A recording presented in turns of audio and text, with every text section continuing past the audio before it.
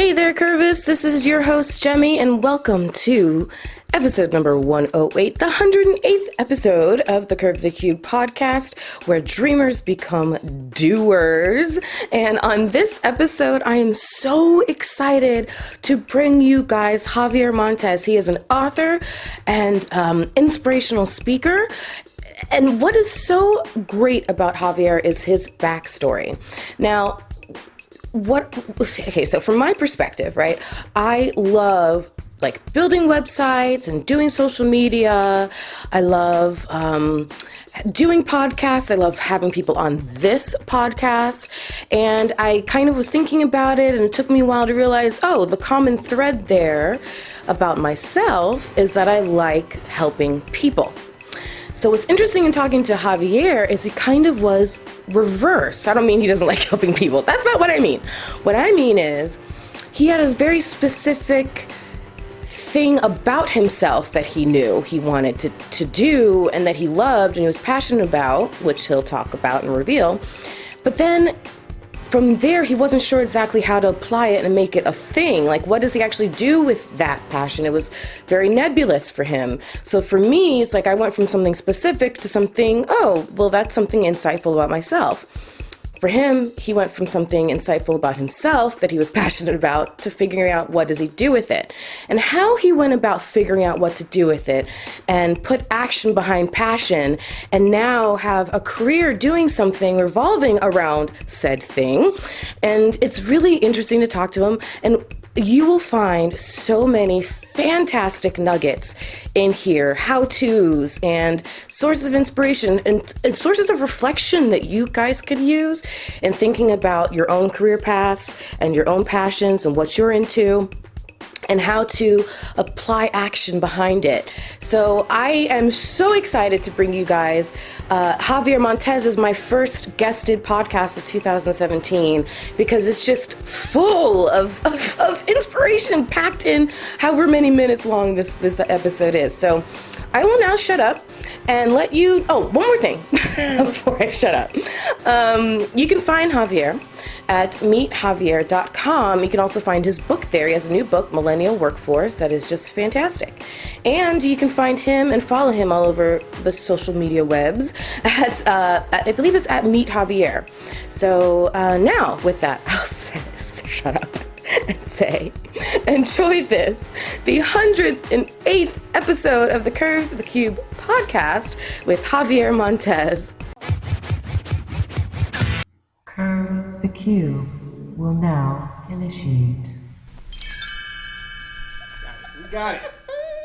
I got you, player. Player. You know what? Am I good now? You're good. We're good? Yes. Okay, so we're just about ready to get started. We're rolling, man. We've been rolling. Only 45 minutes late. So Javier, I want you to please, can you do me a favor? Only to one. Start off? I charge for the second one. I want you to give me your best cheer, riling up a crowd intro, come on, give it to me, Javier. Are you sure? Yeah. All right, I'll give it to you. it. Here we go. Ladies and gentlemen, it's time to get this party started. I want everybody put your hands up, make some noise as we welcome the fabulous Jemmy! The crowd goes wild! Dun, dun, dun, dun.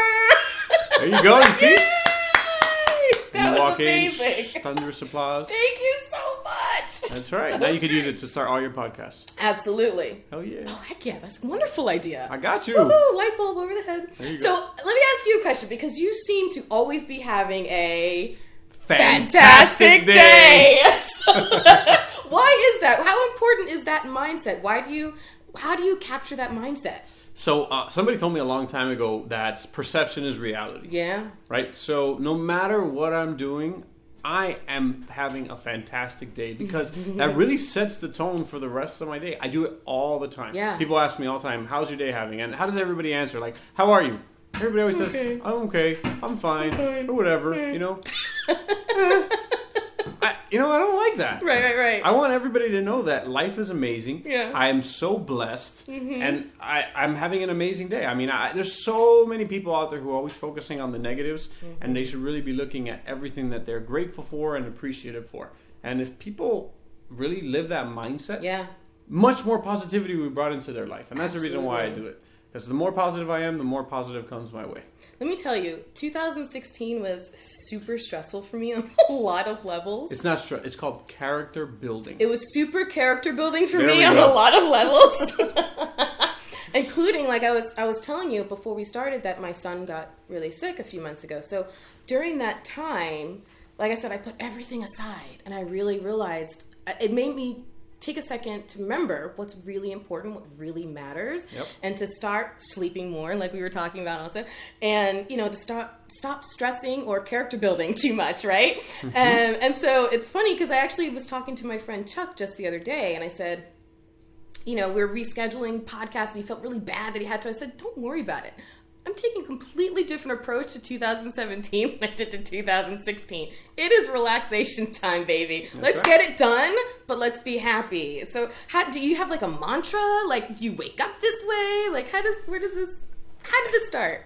I don't really know how it started. I think Yeah. I just read it in a book one time, Yeah. or enough of the people I look up to repeat the same thing. Yeah. Right? Just, attitude is everything, and life is, all a mindset. Yeah. And I follow all those things. So, like, I am constantly refocusing my energy and always trying to be positive about everything. No matter what happens to me in life, I always look at the positive side, regardless of what it is. And the other thing I do is I also take ownership for everything.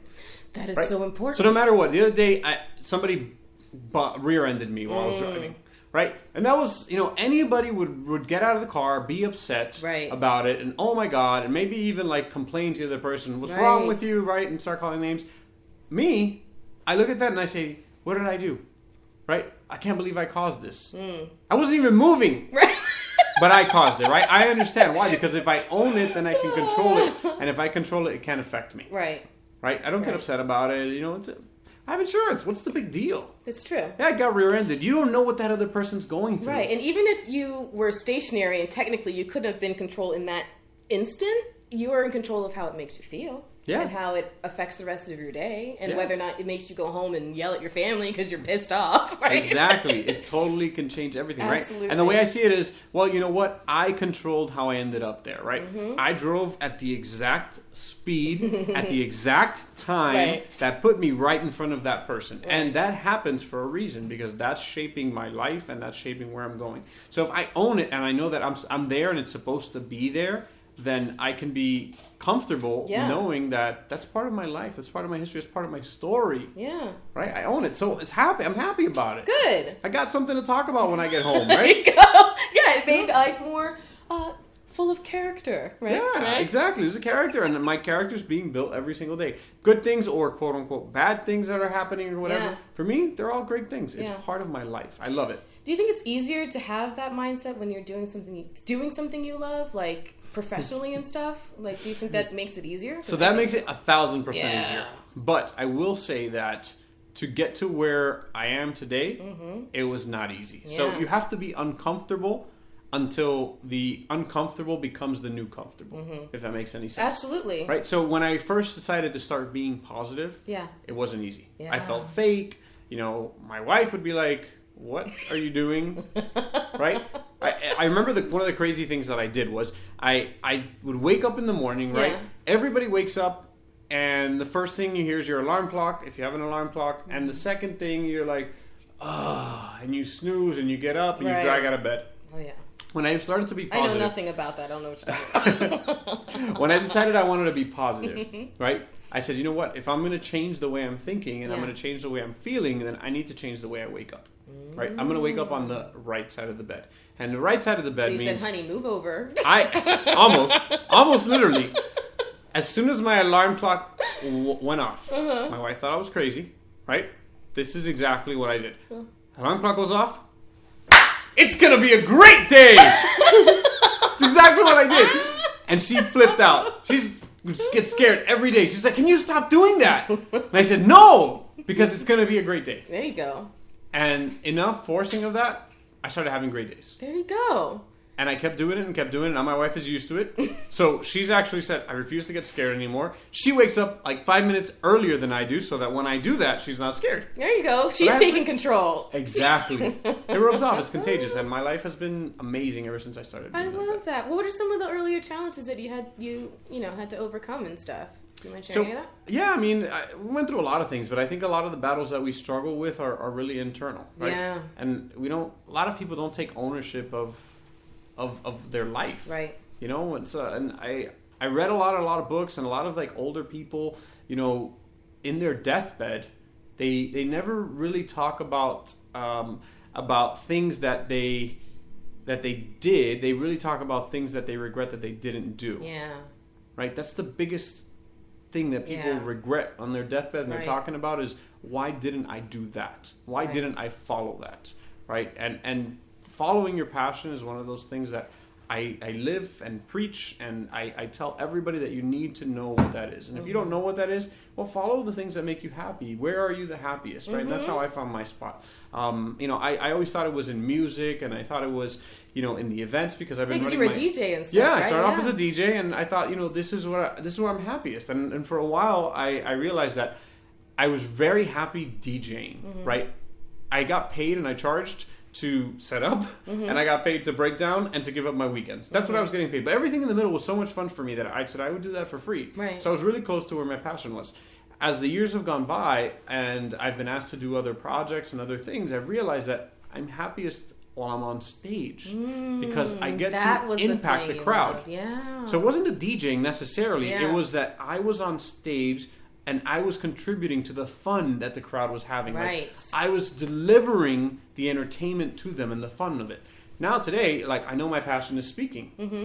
That's what I love to do, because I love to be on stage and give my message to the world, energize them, inspire, not motivate. Very big difference between the two. I like to inspire people, because motivation is temporary, right? Okay. I motivate you to go work out at the gym. I have to motivate you every day. That's so true. But if I inspire you... That's so true. If I inspire you to go make a change, it's going to be a life change. And once you're inspired, you take it and you run with it. Kind of like the old, I think it's Chinese proverb, right? Give a man a fish, eat for the day. Teach him to fish, right? And he'll eat for the rest of his life. Same kind of thing. So I really focus on inspiration.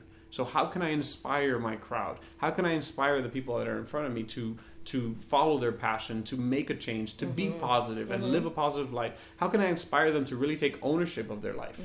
And that's one of the things that's my purpose. Like, my purpose in life, my passion is I need to share with the world, how to really follow their passion. So many people are curious about that. It's like, yeah, but I have bills. Yeah, but I have responsibilities. Right. So I can't follow that creative thing. I like to paint, but I'll never be able to survive off of that. Right. Yeah, it's a tough thing. It's a tough thing. I'm not going to lie. But enough burning desire keeps on coming and keeps on coming and keeps on coming. For me, it took me a while, but finally pushed me over the edge. I didn't know how I was going to be a speaker. Yeah. I never cared to write a book, right? That wasn't my thing. Yeah. And for a long time, since I was 13, I remember the first time that I ever saw a public speaker, motivational speaker, and I said, I like that. I really like to do that. And since I was 13, I spent years just I would like to, but I got to go to school. Yep. Parents always taught me, go to school, get good grades, get a job, get a scholarship, and work your way up the corporate ladder. And that's what I was doing, and I did that as best as I could. Right. I graduated from FIU with a finance degree. I got a job at a bank, and I have a finance degree too. High five, finance. High five. There we go. And I just so much, every time I would go to an industry conference and I would see some of these great speakers on stage, that I would be so fired up. And I said, why not me? Why not me? I've had a calling all my life to do that, but I don't know how to do it. Yes. I remember it was exactly about 2 years ago. I went to a conference. It was an entrepreneurship conference, and there was a couple speakers on there. And I remember sitting on the plane on the way home. I sat down on the plane before we even took off, and I pulled out my notebook, and I said, you know what? I'm going to finally put my foot down in my life, and I am going to pursue this. I don't know what I'm going to do.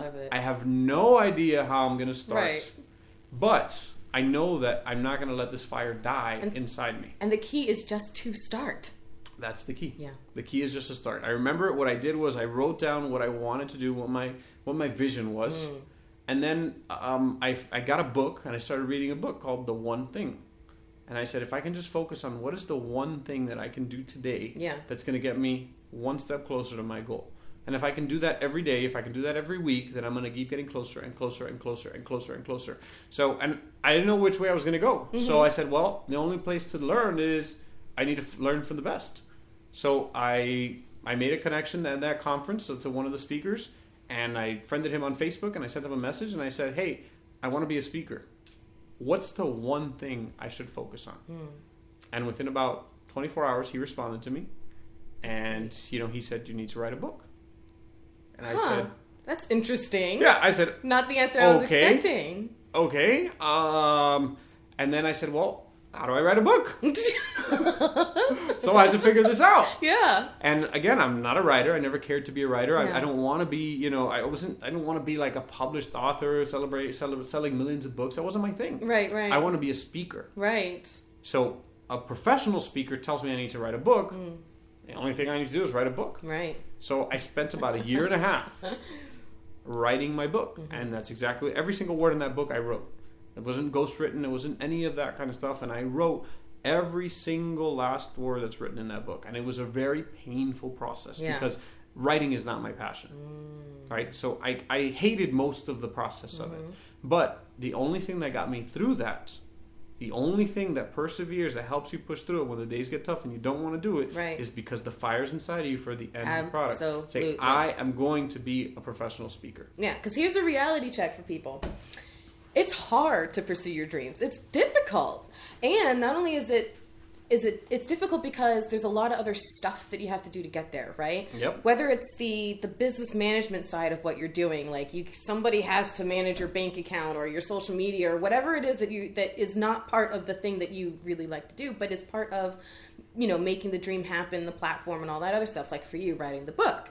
Yep. And so, people, it's a reality check. Like, if you want to pursue your dream, be serious about it. It's not, I'm going to be a musician, and so all I'm going to do is stand on the street and play my guitar all day. It doesn't really work that way, not typically, right? Maybe it might be an outlier story here every once in a while. But there's a lot of hard work that comes in it. But if you're passionate about it, then it makes it a lot easier to get through those trudgy times, writing a book when you don't really want to write a book. Yeah, it's exactly clear. Like so many people, I'm going to assume there's a lot of people who try to get into things because they're chasing the wrong thing, like right? Stardom. Yeah. Just for stardom's sake. For money. Right. Money's a big one, right? People start doing things because they think, oh, I'm going to get rich doing this or whatnot.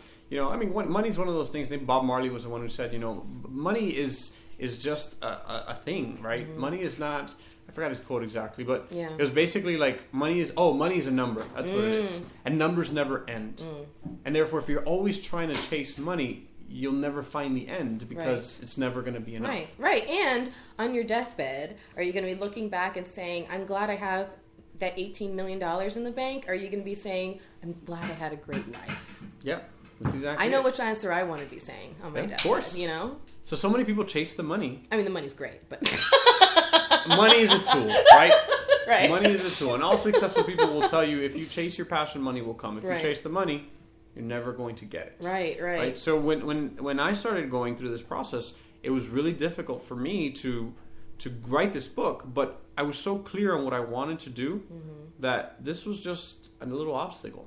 If I had been chasing this career because I wanted to get the money, right, you wouldn't have gotten through that part. No doubt, I would have never made it past that because that struggle was not worth it. You're absolutely right. You understand? It's not worth it at all. You say, you know what?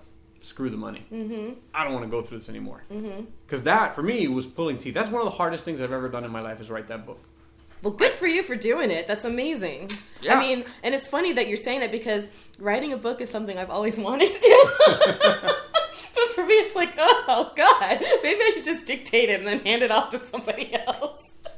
That might be the option I explore. I don't know. But there's plenty of ways to write a book right now, right? Absolutely. But as you talk to people and you're trying to inspire them and everything, what have you found there's like one... Because I know what I've found as I talk to people is their main stumbling block or the main reason or excuse they have to not actually do or pursue what they love. Have you found something to be consistently like the roadblock for people? Money's always a thing. Situations are always a thing. And, what I've found for me and a lot of people that I talk to, those are really excuses. Yes. We try to justify them as reasons, but they're not real reasons. They're just excuses. And the difference between the two is a reason is something that you've kind of like accepted as reality, right? But truth is, it's really an excuse. So you can make whatever excuses you want, but unless you're really, really clear and determined on what you want to accomplish, you're going to keep making excuses. So right now there's not enough money. Right now, I don't like the president. Right now I have a child. My child's too young. Right. I can't pay my bills. I can't pay my rent. I don't have the right resources. I'm too skinny. I'm too fat. I'm not talented. I mean, those are all just excuses. They're all things that run through everybody's mind. Everybody. And it run through my head as well. Absolutely. Right? I've never written a book. What right do I have to write a book? Right. And so many people think that way. You're absolutely right. But I was so clear. The vision is so clear and vivid of what my end result was that, again, somebody guided me and said, you need to write a book. Yeah. So I said, okay, the ignorance in me allowed me to proceed and follow this way. Because I said, well, if he got to there, and he got there because he wrote a book, and he's telling me the one thing I need to do is write a book, then I'm going to write the book. Side tip, people, a good mentor is gold. It's critical. Gold. When you make those connections, it makes such a difference. So I encourage people, when you're trying to do a thing, reach out to the people who are already doing it or something similar and make friends. Yeah, of course. And look at the people who you want to be like, right? So I didn't just go to any speaker. Yeah. Right? I went to one that I looked up to and I respected. And I said, I want to get advice from you. I want to hear what you think I should do. Right? And a lot of times we're intimidated by these people. We think they'll never talk to me. They'll never help me. But the truth is, when you really go out and ask these people and you're genuine about it, right, they're more than willing. They're like an open it's crazy. book of knowledge. Yes.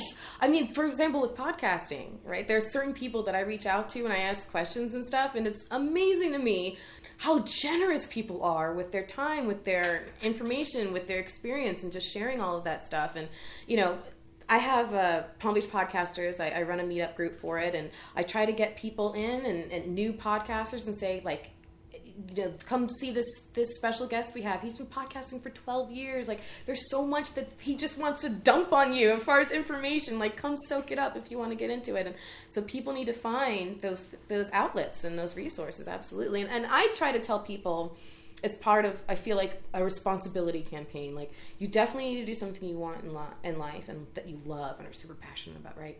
But you have to do it responsibly. Like, you can't burn all your bridges and just say, I'm out. Yeah. I'm out. Like, do it responsibly.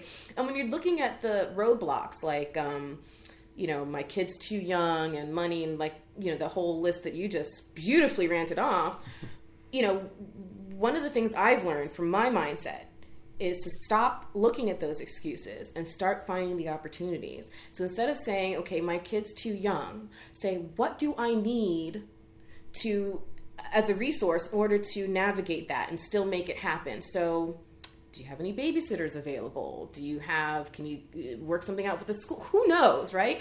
But think of ways around those obstacles, which is why my podcast is called Curve the Cube, because you curve your way around obstacles. It's a little plug. I like it. Yeah. I like it. So, it's really important. And I know that you have found a particular passion in communicating with millennials and with companies who are hiring millennials. So how did that happen? How did that focus come about, and how did that start? So let's dive a little deeper into when he said write the book. Yeah. The first thing I said was, what am I going to write about? I had no idea. Right? So I said, I knew I want to speak, but everyone would ask me, well, what are you going to speak about? And I said, I don't know.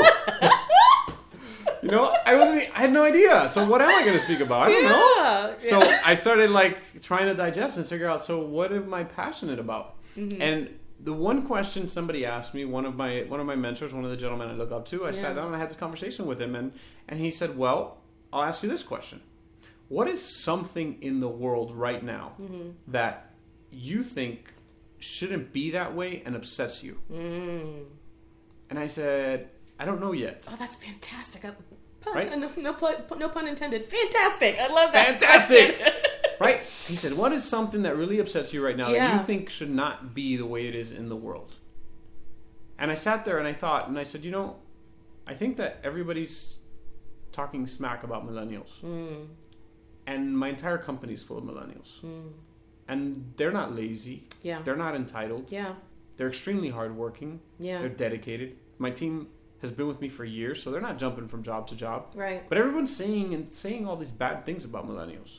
And that's not Lazy, true. entitled. Yeah. Yeah. And they're not true. Yeah. So I don't think people should repeat that. Yeah. So the more I dove into it and I started following this, I realized that the world is repeating things, and they're creating these generalizations, these stereotypes, these misconceptions because maybe one person had an experience, or maybe it's just because they just don't understand. Right? Is there a possibility that if we took time to understand that somebody is different, just because they're a generation different, right? I mean, anything in this world, there's so much talk about discrimination. There's so much talk about stereotypes. There's so much talk about generalizations, right? About different people with different colors, different races, different different backgrounds, different ethnicities. Well, you know what? There's the same thing with different generations.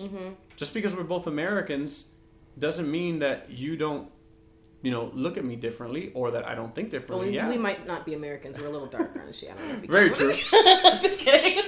Very true. Just kidding.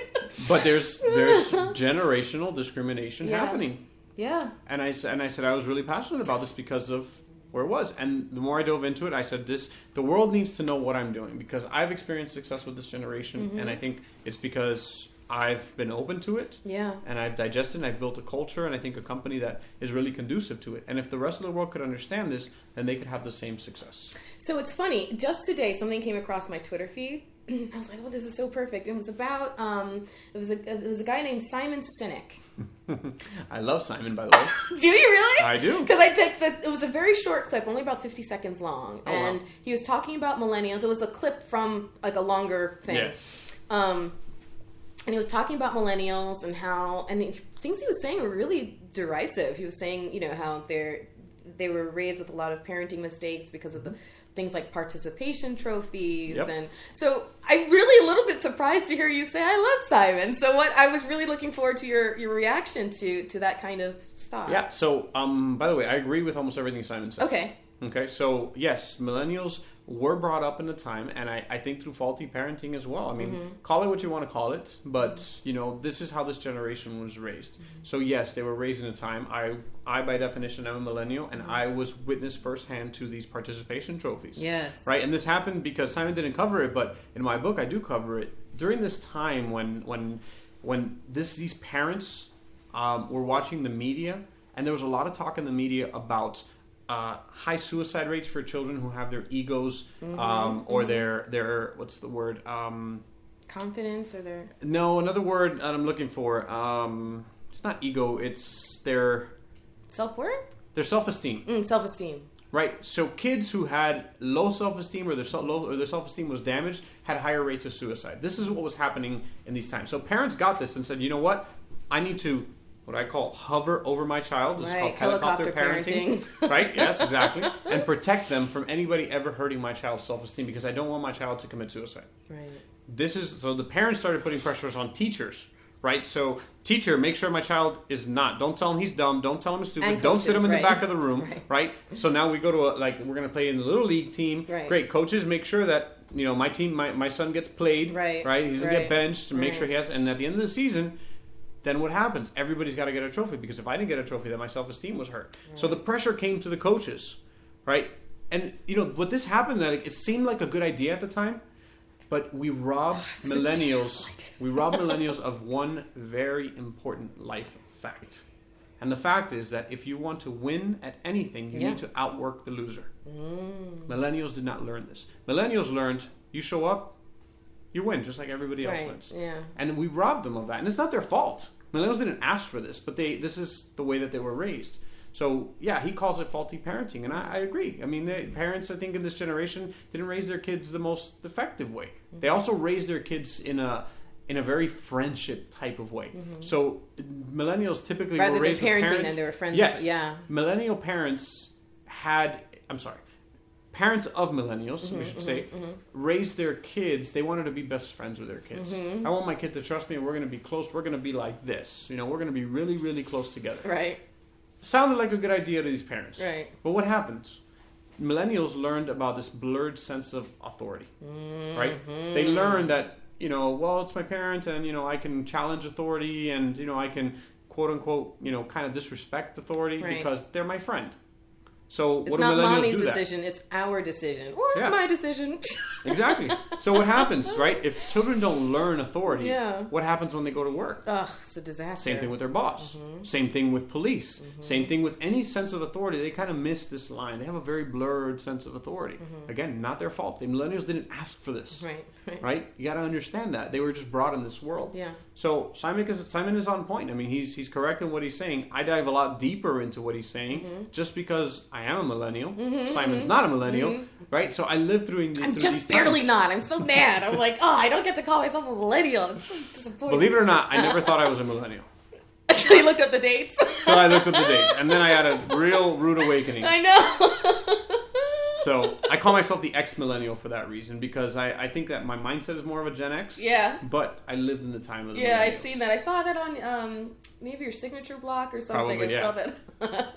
Very nice, very nice. Yeah. So we kind of tap dance around it a little bit, actually a lot of it. So now let's dive in full deep, let's go. Tell us about your book.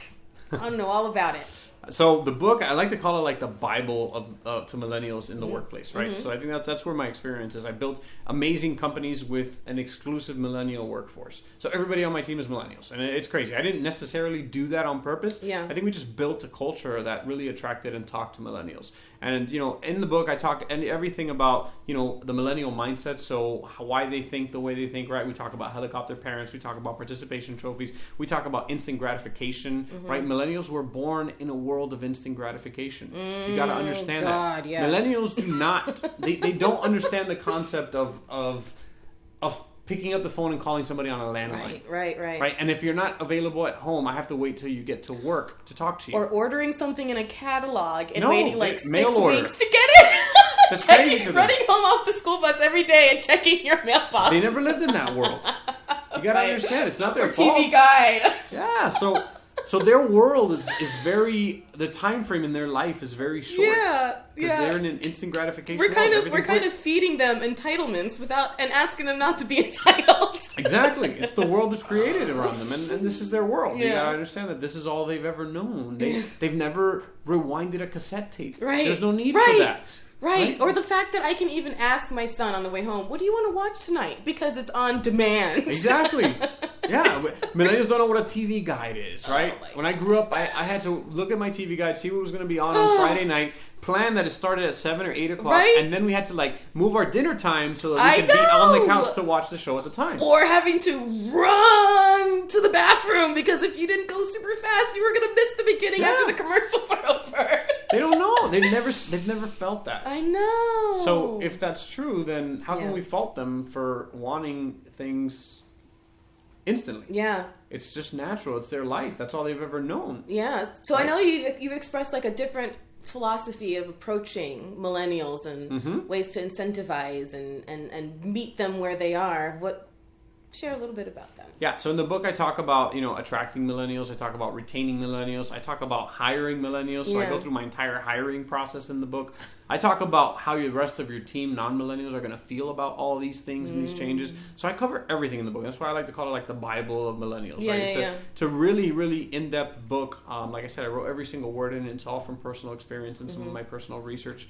So, millennials, there's so much to talk about with them that are different than previous generations. But I say that one of the biggest things that millennials have is their sense of purpose. Millennials are so clear about their purpose and what they're passionate about that they have no problem voicing their opinion and challenging the way things are currently done so that they can fulfill their purpose. Which I think is a really good side effect of this kind of parenting, because it told them, you matter, your voice matters, speak up for yourself. So that was I think that's a good residue of I think it's great. I think that previous generations have always wanted this as well. There's no generation who hasn't wanted to fulfill their passion. There's no generation who hasn't wanted to follow their purpose. Right. But previous generations were conditioned to follow security and what was safe. Predictability. Yeah, you need to provide for a family. You need to do all these things. So that's what previous generations were all about: security. Millennials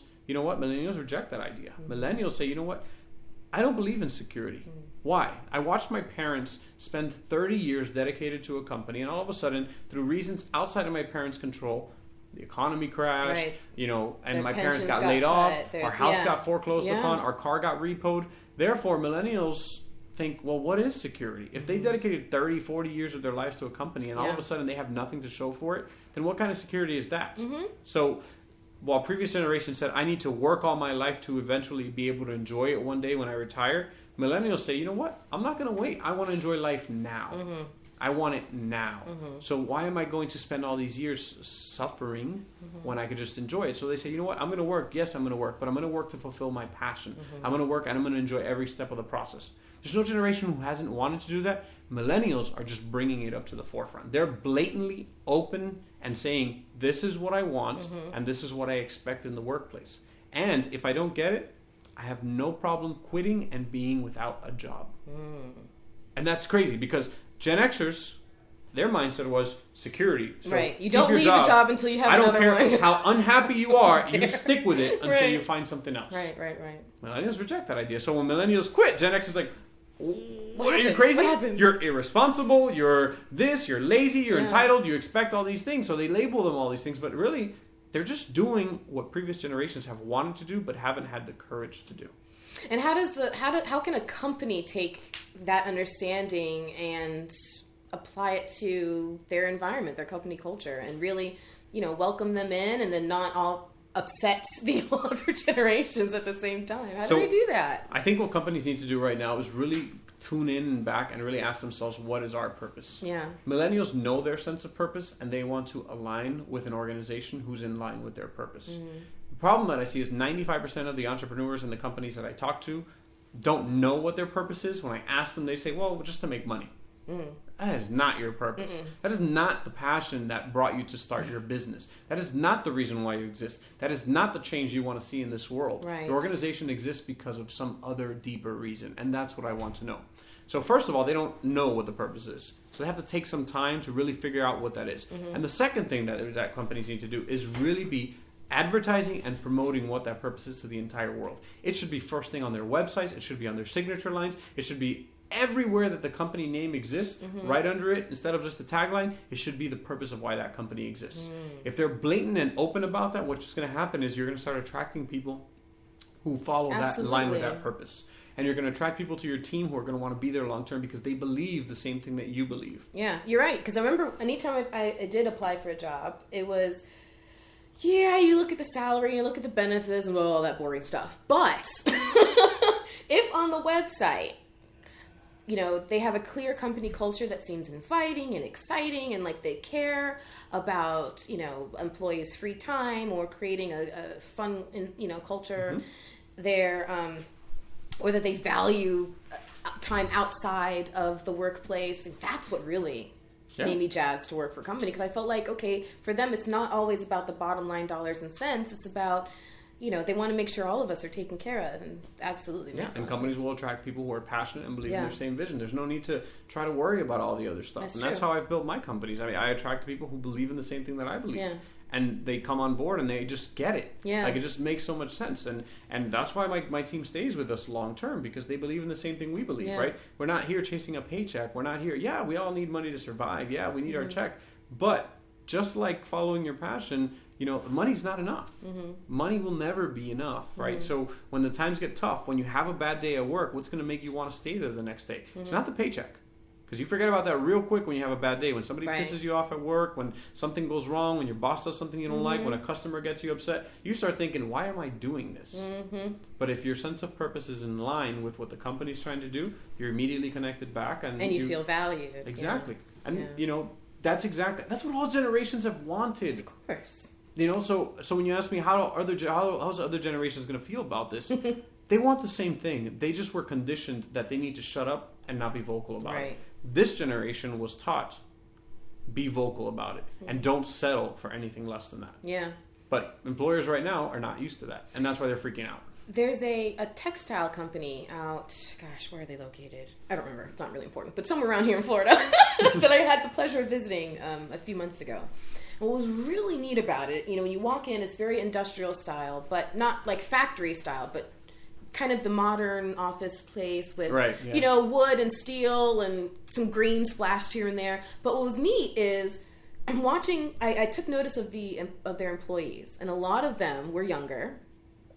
I even spotted a mohawk or two. Wow, cool. Dyed hair, shaved head, whatever.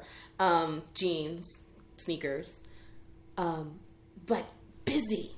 Everyone looked like they were enjoying what they were doing. They were busy and happy to be there. They also had a slide. I'm not even joking. A slide that went from the second floor to the first floor. I took a ride. It was really fun. They have sleeping pods and things like that. So when I was learning more about what you do and your philosophy and your message to companies and millennials, I was like, oh my gosh, this is that's what they're doing, and they're nailing it, because it was all these young people who clearly were happy to be there, and they had put in a company culture that catered to that. I thought it was really, really interesting. Yeah. So another concept that I talk about in my book that's really important for other entrepreneurs that are struggling with millennials is previous generations defined success by the possessions and the material things that they acquired throughout their life. Yes. Right. So the bigger house, the cars, the watches, the clothes, the name brand. Right. That's how previous generations defined success. Mm-hmm. Right. So the more successful you were, the nicer or bigger things you had. Right. Millennials, again, don't value these things because they've watched their parents be stripped from these things. Right. Almost overnight, after and through no fault of their own. Right. So these things, these material things, immediately became valueless to millennials. So millennials grew up that there's one important thing that they value, and that is experiences. Millennials value experiences over possessions. So if we know that, then there's two things as organizations that we need to think about. Number one, what experience are we providing for our team as employees of our company? Right? So how's the experience that they're living while employees are? One, are they having fun at work? Right. Two, are we developing them as leaders? Are we adding any additional skills or training that they can take with them? Encouraging their growth and all of that. That is an experience. Absolutely. Okay? And the second thing we want to think about is what kind of lifestyle are we allowing them to live outside of their work hours as an experience, right? So how strict are your vacation policies? How strict are your hours to come into the office? Are we allowing people to work from home when they need to or want to? Right? That is allowing them to have outside of work experiences. So if that's what millennials value, we get a disconnect when a Gen Xer says, "Hey, come work for me, Mr. Millennial. I want you to be on my team." Millennial says, "Well, I'm not really interested." What does the Gen X say right away? "Oh, I'll give you more money." Yeah. That couldn't be farther from what the millennial wants.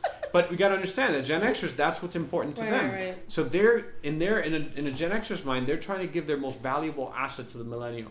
The millennial sees that's valueless to me.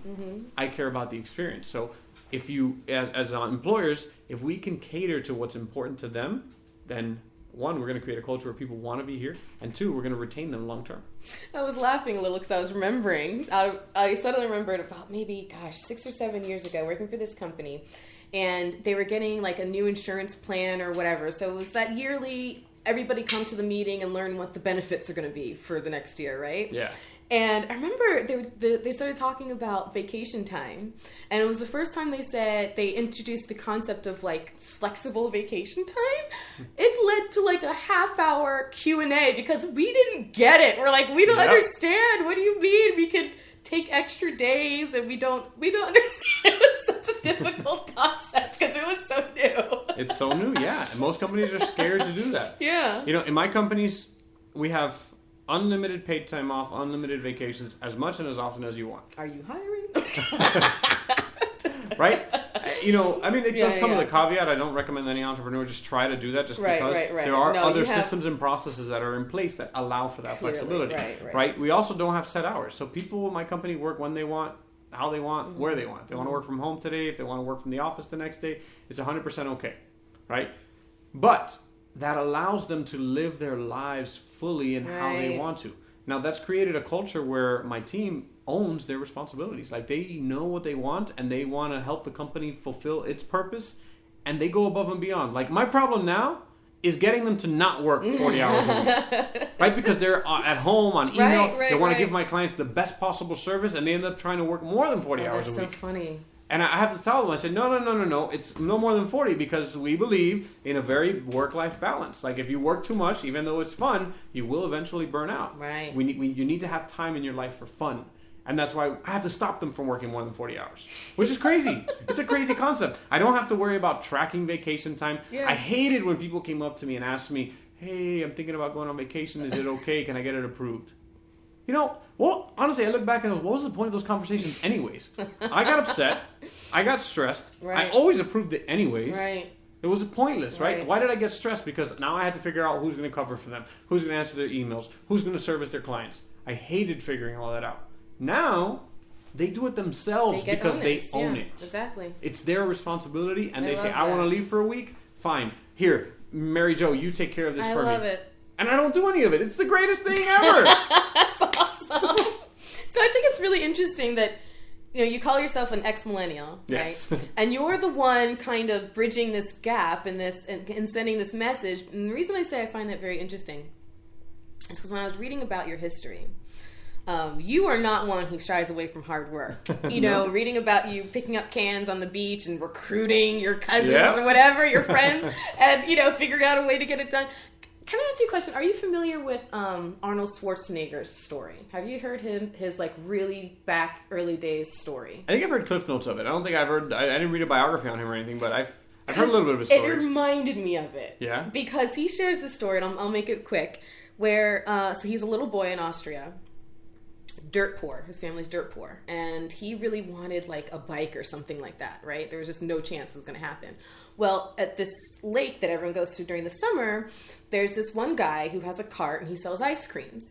So there'd be a line like crazy for people to get these ice creams. And, the lake was huge, so people would have to walk all the way around. So he sees an opportunity.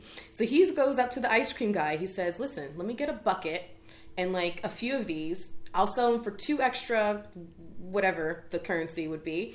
And he went around the lake, so he met people where they were. Sold it for $2 extra that people thought was worth it because I don't have to get up and walk and then stand in line and waste half my day. So the guy made more money because he sold more ice creams. Arnold Schwarzenegger pocketed some of the money, and that was how he kind of started. And it reminded me so much of you. And it was great because, he really has a big philosophy on hard work and everything else.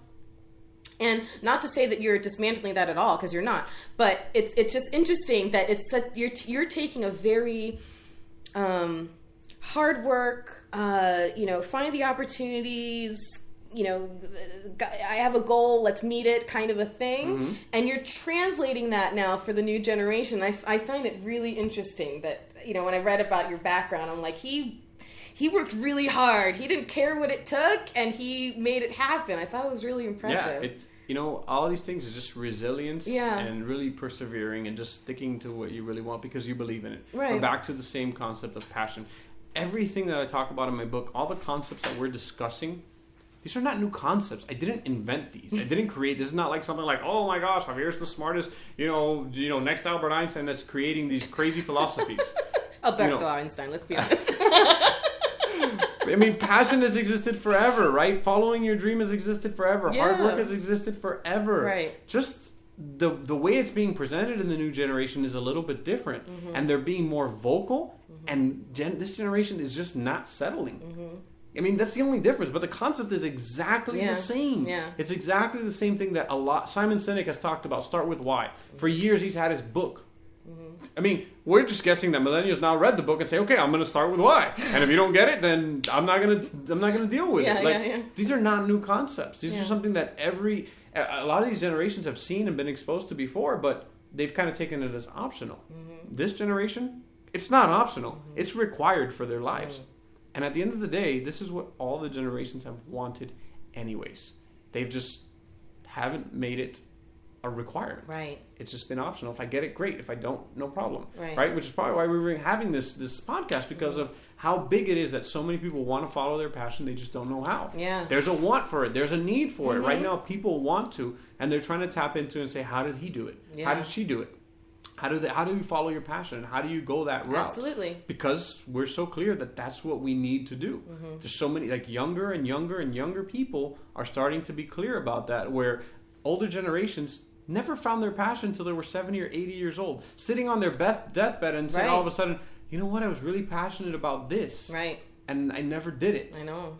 Because they never knew or never had the courage to do it. Well, there's that phrase, youth is wasted on the young. And I think now this generation is figuring out that it doesn't need to be wasted. It needs to be taken advantage of. They were taught these things. Yeah. Right? Parents are we're teaching them, saying this is, follow it, don't settle. And now we've created these don't settling monsters and we're unhappy about it. You know, it's funny because part of the whole, going back to way beginning of the conversation, you're talking about the stereotypes of millennials, and you know, part of that is the whole lazy thing. People think millennials are lazy. And, you know, because the older generation was conditioned, you got work 9 to 5. But this generation is figuring out that that's not necessarily the mold for everybody. And companies are slowly starting to figure out, thank you very much, Javier, that doesn't necessarily need to be the mold. And like you're talking about a lot of flexible options and work-life balance and everything like that. You know, so doing what I do, you know, I'm independent now, and it's been a couple of years of lots and lots and lots of hard work. But it's funny because I probably work, I would say, at least 60 hours a week. I love it. I absolutely love it, but that's my work. But from the outside, I could see that maybe people don't get that, because a lot of my work was done like I did this morning from 2 to 6 o'clock in the morning. You know, people don't see it. Or I get home and I'm working in the afternoons from home, or I'm working on Saturdays. And so, you know, someone who's like, oh, Jemmy's working from home today? Oh, that's lazy. You know what I mean? Yep. Like, there's that immediate association. It's like, no, I'm working a lot harder than you, actually. So, you know, I think part of the stumbling block for millennials to break through these stereotypes is just going to be, I don't know, other people realizing, like, it's not necessarily what they're interpreting it to be. Like, because a millennial is wanting to have the option to work from home, it's not because they're being lazy. It's because everybody should have that option when it's feasible. Yep. You know, obviously, like, a truck driver can't work from home, but someone who does something exclusively on their internet, why not? Yep. I teach the companies that I work with, and one of the things that's really important for them to understand, it's this concept of results versus hours, right? So Gen X and previous generations were taught and just conditioned that hours worked was the measure, right? So how many hours did this person come into work? Did they show up late? Were they 5 minutes late? Did they leave early? Right? It's so aggravating, right? And that was just, again, that's how that generation started. And I hated every minute of being a part of it. The focus needs to be, and this is what companies need to understand, if they're going to survive in the next decade, if they're going to survive, they need to understand. Pay attention. Very simple.